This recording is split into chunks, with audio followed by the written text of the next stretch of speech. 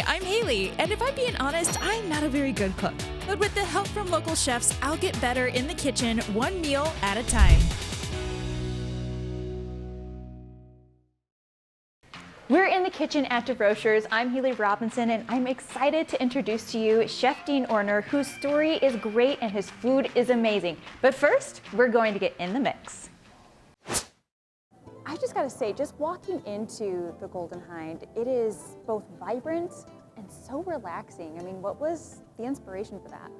So the space was actually designed by my sister.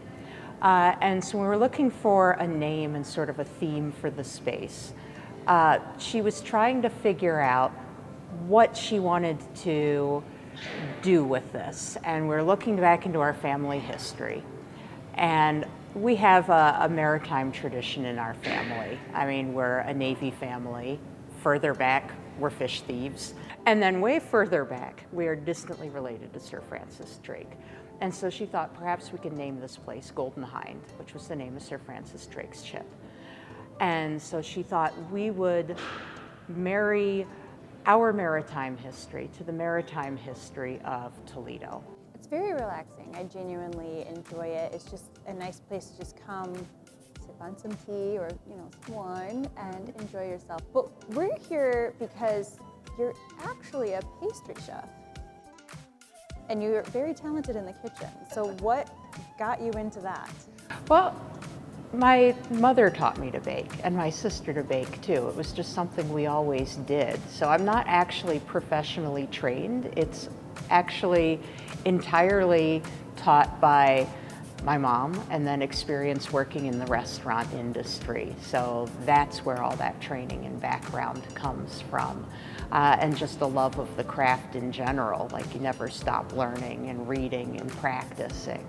But my earliest memories are of baking with my mom. So it really started as a family tradition, which what I'm hearing is tradition's really important in your family. You have the maritime tradition, the baking tradition, and now you've created a space where people can come enjoy themselves and fill the soul with all kinds of pastries, but my personal favorite is your gluten-free friendly. So what all goes into your almond shortbread?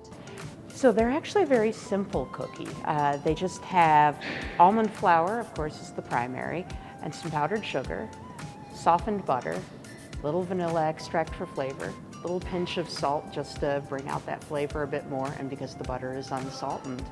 And that's what you're working with. I mean, there's nothing else that you need to make those cookies. And then you can dress them up with whatever glaze you want. We use a lemon glaze here, so it's just lemon juice and powdered sugar on that. And I noticed too that you actually didn't use a cookie cutter. You were using, what was it, a cup?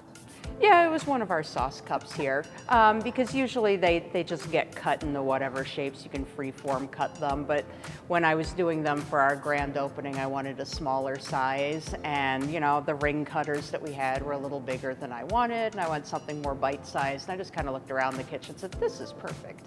And so I'm going back to, kind of the grandma days of, you're cutting biscuits. What do I use to cut biscuits? Oh, hey, here's this juice glass. Cut, and that's just kind of what you did. You just grabbed something that had the right sized circle on it, and you just cut what you needed. And this happened to have the right sized opening on it, and so I just cut those. And you also kind of Bon Jovi it, and you're living on a prayer that it won't get stuck, right? Yeah, pretty much, There's enough butter in it, 9 times out of 10, it'll be fine. Shall we cookie cheers? Cheers. Cheers.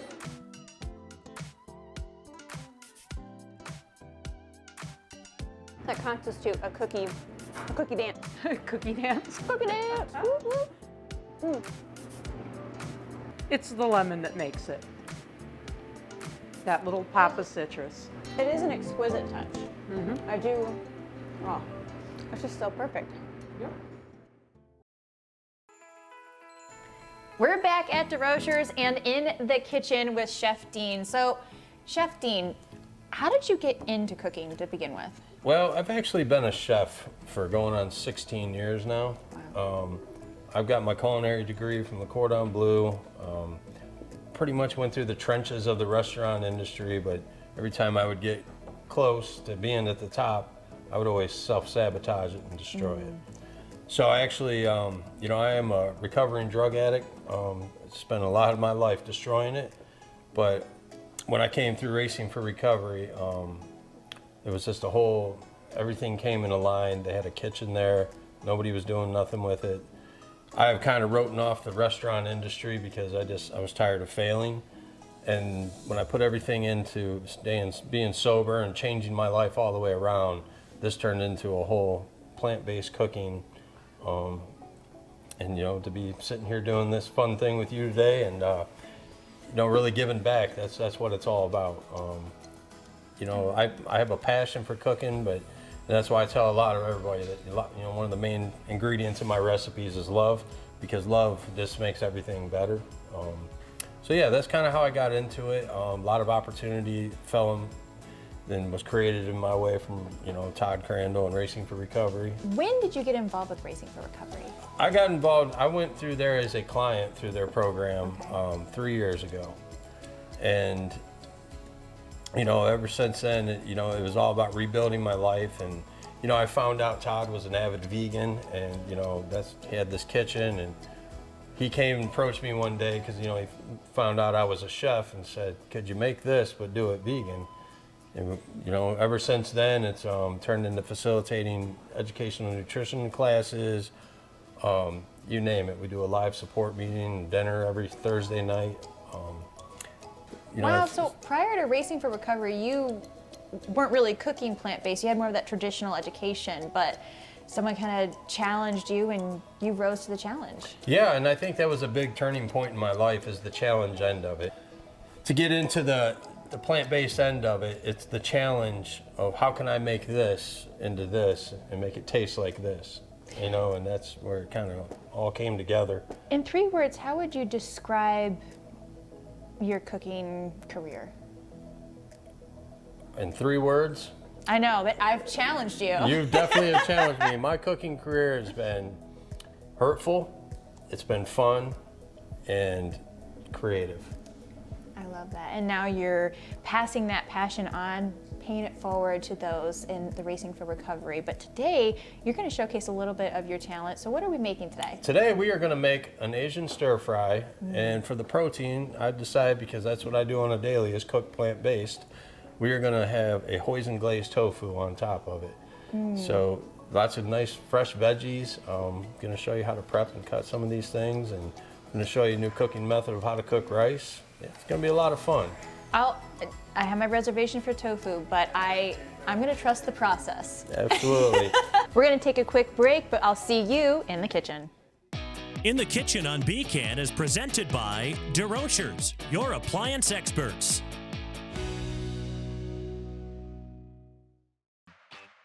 We're back and in the kitchen, and Chef Dean, I'm going to preface this. I'm not a chef, which is why you're here, and we're going to be making a stir fry. So what all goes into this dish? I'll tell you what, there's a lot of funness that goes into this. We've got an assortment of vegetables that will go into it. It's going to go on a bed of brown rice, and then at the very end, we're going to top it with a Hoisin glazed tofu.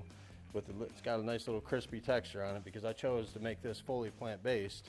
That way, it's a fun, creative dish for people that are eating that diet. But with stir fry, as you said, it is kind of a make it as your heart desires. So you could really swap the tofu for any protein of your choice. Any protein you want. If chicken's your thing, chicken, beef, shrimp, you name it, the stir fry will take it on, and the flavors will all just coagulate together, and it will really turn out good. And there's actually even some mushrooms in there. I forgot I've seen them hiding over the edge. Well, you are a fun guy. And a fun bell pepper fact, believe it or not, is, you know, a lot of people, they think when they want to get their vitamin C source, the first thing they go to is an orange. Yeah. Well, believe it or not, a bell pepper has 3 times the amount of vitamin C really? that an orange has in it. So the health benefits of eating like this is phenomenal. I'm probably going to incorporate bell peppers more in my recipes now. So we have our vegetables here, but what's the first step to getting the stir fry ready? Okay, the first step is we're going to get this rice going, and I'm going to do it a totally different, you know, way of doing it, a different cooking method. I'm going to go ahead, and I've got a full pot of rolling boiling water right here, and I'm going to go ahead and I'm going to just add my rice, and then I'm going to set this here, and then I'm going to give this a little stir. and then I'm gonna just let it cook. And a lot of people say, well, that's way too much water, but I was about to say, but I'm not the chef, so. well, believe it or not, you can cook rice just like you do pasta. Oh. A lot of boiling water. Just cook it until you go ahead and taste it to where it's al dente and nice and done, and then you can just set it to the side. Now the next step we're gonna do, this is an extra firm tofu, and we're gonna go ahead and we're gonna open this up. Just stab it, you know? You know, well, like I said, the objective here, Haylie, is to not lose a finger. So, I like my fingers, you know. So we're gonna go ahead and set this in there and just kind of let that drain a little bit. And then I'll take this over, and you can see I've got some paper towels here. So I'm gonna go ahead and set this tofu on there, and I'm just gonna kind of get this stuff as dry as I can. Now, is this a prepping method that is exclusively for this dish, or is this how you prep tofu? A lot of tofu dishes are prepped this way. Okay. Okay, I do a tofu scrambled eggs every Tuesday morning for all the clients, and you know, I basically pat dry it, and then I just crumble it, make it into a scrambled egg texture, and then I add some good seasonings to it, you know, some turmeric for some color, and it turns out. But you can see all the water that comes out of there just by squeezing it. So now that we got that done, we're gonna go ahead and throw it in the trash. This is where we're gonna cube our tofu, okay? Oh, you gotta cube it yourself? You gotta It's not cube it prepped? yourself. It's not prepped. Okay, So, okay. you know, one way to do it is I'm gonna just make probably about 1-inch cuts all the way down here, just like that. So I've got, it's very crucial that, you know, you see me cut this little piece off there. You want nice even cuts on pretty much anything you're doing, and the reason why it is because you want it to all cook evenly. You don't want bigger pieces that ain't done, and these ones are burnt, so you just kind of want to pay attention to the detail on that a little bit. And then what I'll do is I'll cut it down the middle again, and I'll spin it around, and I'm just gonna make me some nice little cubes here, just like that. So when you're cooking, you said you want to start with a hot pan. So what I'm hearing is my method of just throwing it on and then heating the pan is not the way to Nope, go. that's not the way to go. It's a way to get it to stick to your pan. And the way you can really tell is when your pan is ready to do what it's supposed to do. You can just take one little piece, and you want your pan to talk to you. All right, so it's, as you can hear, it's got that nice little sizzle to it, sound like the crackling bacon. Well, it's that's letting us know that it's ready to go. So I'm just going to go ahead and add this tofu in there. I don't speak sizzle, I'm sorry. Not fluent in that language. But it sounds good, I like it. But you can see, even though I'm putting this cold tofu in there, my pan is, you know, it's doing what it's supposed to do.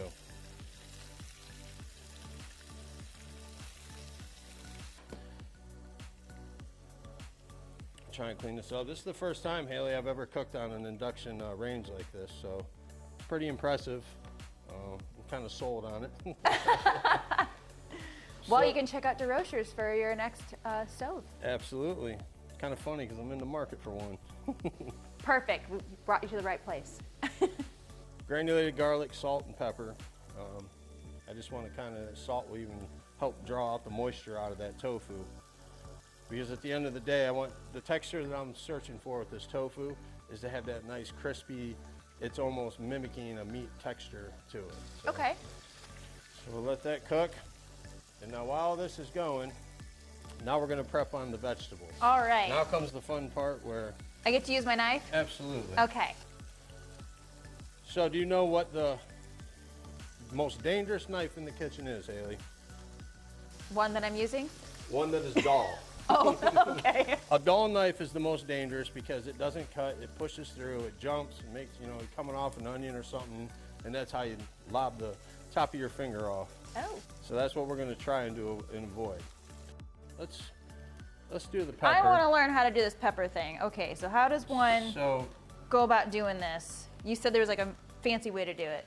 There's a couple ways of doing it. Okay. And I've found the best way to do it, okay, and this is kind of a big pepper to be showing you it's going to try and, you know. That's a lot of pepper. I don't think I could do that one, but.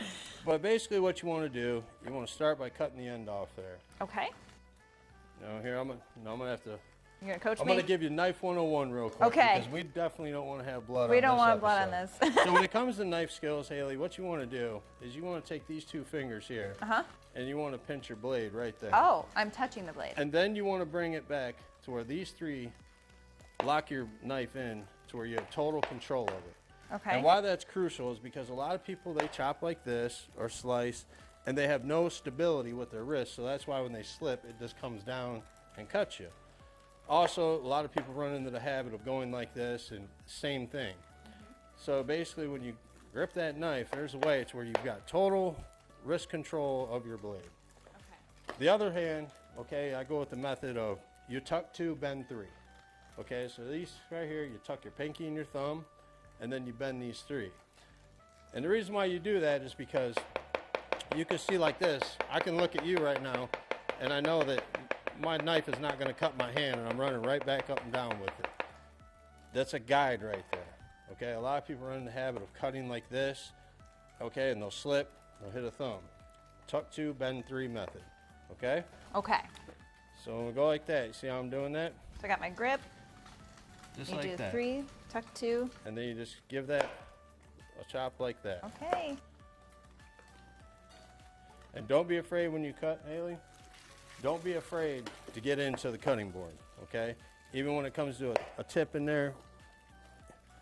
So now, what we'll We do, got to chop our bottoms off. now you'll take your top, you can set it top or bottom, and you're just gonna find where there's, the hole goes right on down, there's no rib right there. Okay. And what you're gonna do is you're just gonna slice on down it, just like that. Okay. Tuck 2. I'm trying to do your technique. I'm really trying to do this right. Okay. Nice. And now I'm going to show you something here. You want to take your cutting board, and you want to have your cutting board. See how I've got mine right here?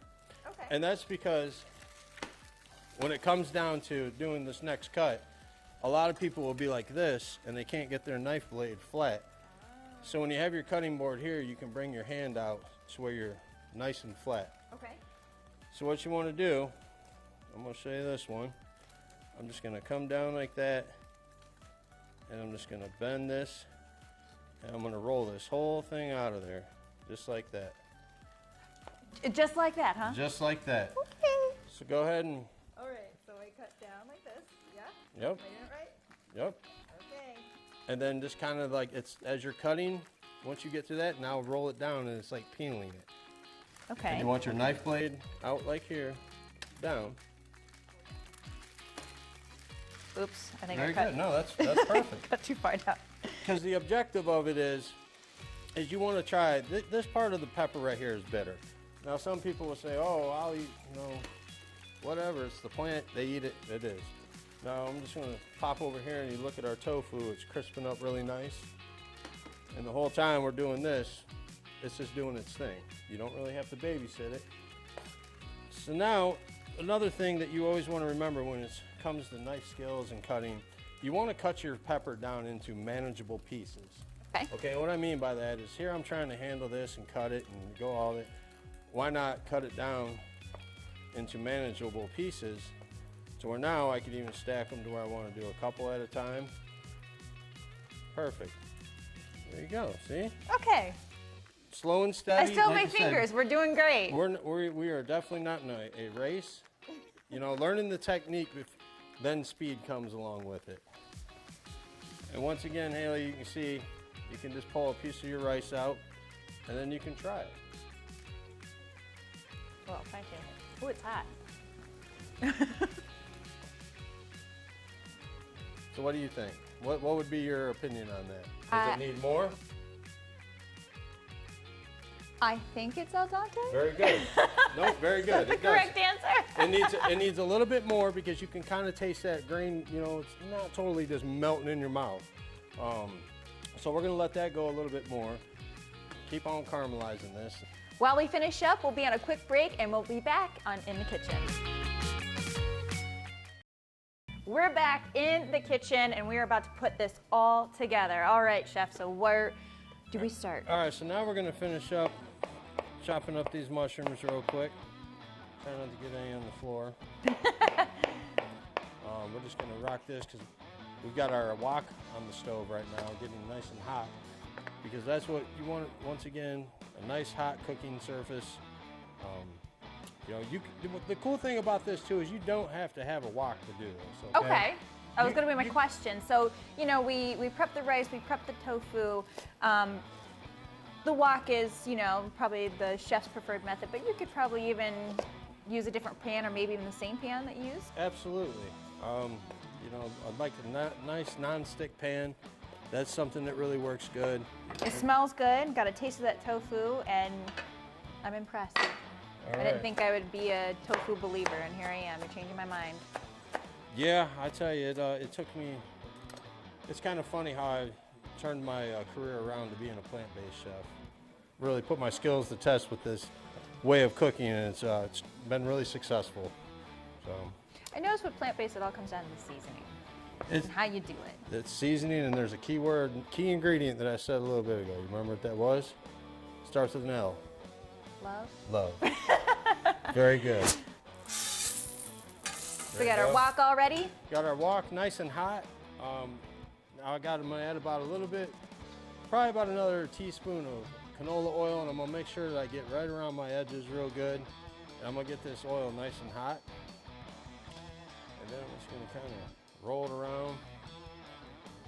Definitely don't want to get no oil on you. That would hurt. Yeah, We're already doing so good. We still have all our fingers, so let's finish her up without any burns, right? one real quick thing I'm gonna do is some celery in here. And the reason why I want to do this because I want to get this rolling first. And I'm just kind of cutting this on a bias, and it's giving it that nice little look to it. So not just your traditional cut of celery. So go like that. Ooh, she looks pretty. And we're gonna go ahead and we are gonna start with the celery. And then quickly, I'm gonna go ahead and chop this onion.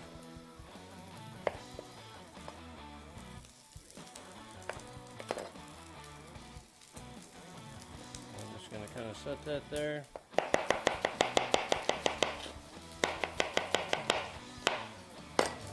Onions going. Looking so good, so all that's left is to add that tofu, and we'll meet you back in the kitchen. In the Kitchen on BCAN is presented by DeRochers, your appliance experts.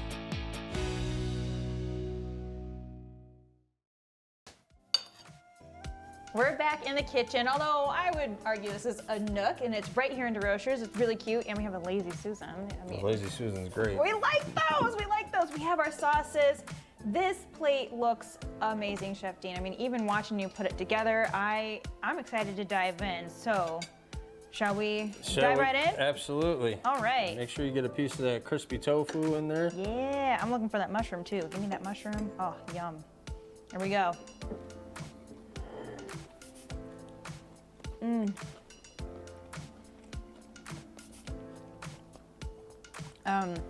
It's excellent. Yeah, it's awesome. It turned out really good, and what makes this special is it was a very inexpensive dish to create. It's vibrant with colors, and the main thing is it's healthy for you. Yes, all of the things. And I mean, I'll be honest, you know, coming in, doing the tofu, I was a little nervous, but you made me a believer. It is very good, it's crisp. Had I not seen you put it together, I probably wouldn't have guessed that it was tofu, quite frankly.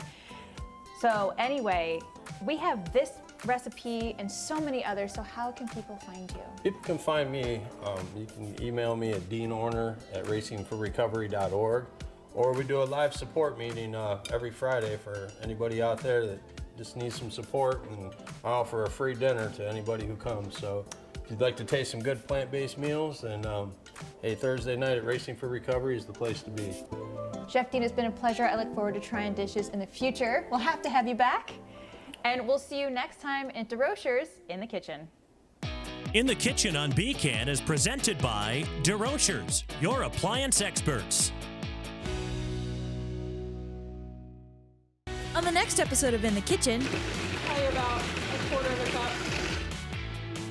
Ooh, that is very good. we're sharing a cheers with Chef Aaron from Urban Pine Winery.